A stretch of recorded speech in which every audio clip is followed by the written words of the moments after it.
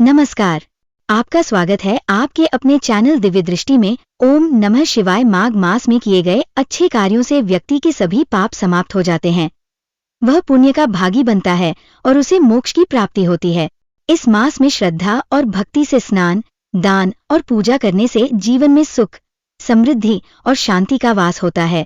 माघ मास के स्नान और पुण्य का प्रभाव अद्भुत होता है। माघ मास अध्यात्म 19 की कथा सुनिए। वशिष्ठ जी बोले कि भगवान श्री दत्तात्रेय जी ने जो इतिहास बताया था वह उन्होंने सुना दिया।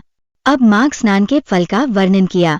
माघ स्नान समस्त यज्ञों, दानों, तपस्याओं एवं व्रतों में श्रेष्ठ माना गया है। माघ मास में स्नान करने वाले प्राणी के पितर उत्तम गति को प्राप्त करते हैं। माघ स्नान इतना प्रभावशाली है कि असत्य भाषण करने वाले, माता पिता को कष्ट देने वाले तथा पाखंड करने वाले तक सद्गति पा सकते हैं। तीर्थों में माघ मास में स्नान करने की महिमा अतुलनीय है और इस दुर्लभ अवसर को केवल भाग्यशाली ही प्राप्त कर पाते हैं। इस मास में जप, तप, दान, हरि पूजन तथा स्नान करने वाले धन्य होते हैं।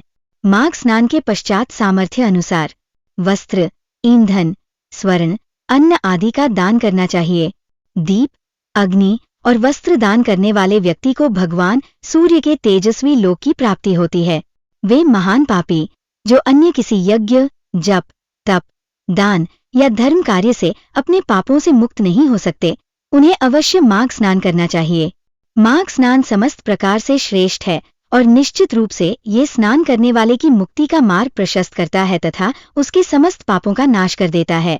चाहे वो कितने ही बड़े पाप में लिप्त क्यों न हो, वे पापात्मा जो दोपहर के समय भी माघ स्नान करते हैं, यमराज की अनेक यातनाओं से मुक्त हो जाते हैं। स्नान करने के उपरांत जो भक्ति भाव से हरि के चरणों की पूजा करते हैं, वे स्वर्ग के दिव्य सुखों का उपभोग करते हैं और अगले जन्म में राजा बनते हैं, साथ ही अपने वंश का उद्धार भी करते हैं।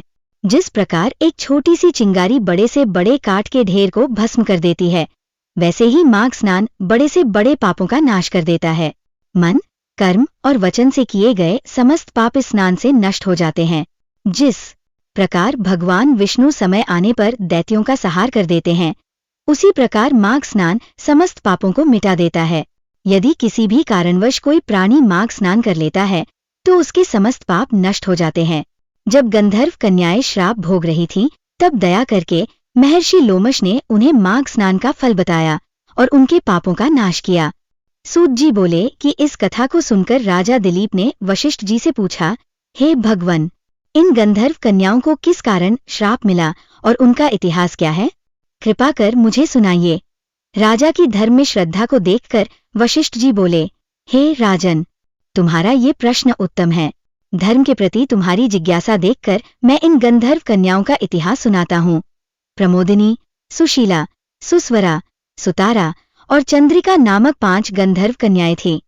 उनके पिता भी गंधर्व ही थे और वे सभी आयु और रूप में एक दूसरे से अधिक सुंदर थीं। वे नृत्य, संगीत, वाद्य आदि समस्त कलाओं में निपुण थीं। जो भी उन्हें देखता वो उन पर मोहित हो जाता। वे हास परिहास में भी अत्यंत कुशल थीं और सदैव प्रसन्न चित्त रहती थीं। ये गंधर्व कन्याएं सदैव साथ खेलती थीं और उनके सौंदर्य व कला कौशल की चर्चा देवताओं और गंधर्वों के लोकों में होती थी। कभी वन में, कभी पर्वत पर, कभी उपवन में तो कभी किसी सरोवर के किनारे जाकर वे गंधर्व कन्याएं खेलती रहती थीं। एक बार वे सभी खेलते खेलते एक घने वन में पहुंच गईं। उस समय माघ का महीना था। वे वहां कल्पवृक्ष के सुंदर फूल चुनने लगीं। एक दिन वे खेलते खेलते एक निर्मल सरोवर के तट पर पहुंची।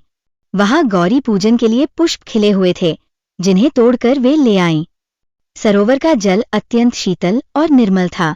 उन्होंने वहां स्नान किया और खेल खेल में पार्वती जी की एक प्रतिमा बनाकर उसका विधि पूर्वक पूजन करने लगी। इसके बाद वे उसी प्रतिमा के समक्ष नृत्य और गायन में लीन हो गईं। हे राजन, उसी सरोवर से कुछ ही दूरी पर वेदनिधि ऋषि का आश्रम स्थित था। संयोग से उसी समय उनका पुत्र अग्निमय वहां स्नान के लिए आया। अग्निमय एक तपस्वी ब्रह्मचारी था। वह परम सुंदर और बलशाली था। उसे आता देख गंधर्व कन्याएं एक पल के लिए सोच में पड़ गईं। उसके मनोहर रूप को देखकर वे उसे स्वयं कामदेव समझने लगीं। पांचों की पांचों उस पर मोहित हो गई और मन ही मन विचार करने लगी कि निश्चय ही ब्रह्मा जी ने इस मनोहर स्वरूप वाले कुमार को उनके लिए ही रचा है। उन्होंने सोचा कि अवश्य ही माता पार्वती उन पर प्रसन्न हो गई है और इसी कारण उन्होंने इस दिव्य पुरुष को उनके समक्ष भेजा है। वे आपस में चर्चा करने लगी कि उन्होंने इसे अपने लिए वरण कर लिया है। उधर अज्ञानी ऋषि कुमार स्नान करने के उपरांत अपनी पूजा और वंदना में लीन हो गया। जब वह सभी धार्मिक क्रियाओं से निवृत्त हुआ तो उसके कानों में गंधर्व कन्याओं की बातें पड़ी। ये सुनकर वह मन ही मन चिंता में पड़ गया और सोचने लगा कि यह तो बड़ा अनर्थ हो गया कि वह इन कन्याओं के समीप आ गया। उसने विचार किया कि स्त्रियों की माया अत्यंत विचित्र होती है। वे देवताओं तक को मोहित करके उनके धर्म से डिगा देती है। इस प्रकार चिंतन करते हुए ऋषि कुमार ने अपनी रक्षा के लिए अपने योग बल का प्रयोग किया और तत्काल अंतर्धान हो गया। जब उन गंधर्व कन्याओं ने चारों ओर देखा तो वह युवक उन्हें कहीं दिखाई नहीं दिया। ये देख वे अत्यंत अधीर हो उठीं। वे चारों ओर उसे खोजने लगी, परंतु वो कहीं नहीं मिला। वियोग के कारण वे अत्यंत दुखी हो गई और मन में विचार करने लगी कि यह कोई इंद्रजाल या मायाजाल है। काफी देर तक खोजने के बाद भी जब वे उसे नहीं पा सकी तो निराश होकर घर लौटने का निश्चय किया। विरह से व्याकुल और थकी हुई वे जब बहुत देर बाद अपने घर पहुंची तो उनकी माताओं ने उनकी विलंब का कारण पूछा। उनके चेहरों पर छाए विषाद के चिन्हों को देखकर माताएं चिंतित हो उठीं और उनसे तरह तरह के प्रश्न करने लगीं। अगर आपको ये जानकारी पसंद आई हो तो वीडियो को लाइक करें और चैनल को सब्सक्राइब करना न भूलें। हमें कमेंट बॉक्स में हर हर महादेव लिखकर जरूर बताएं।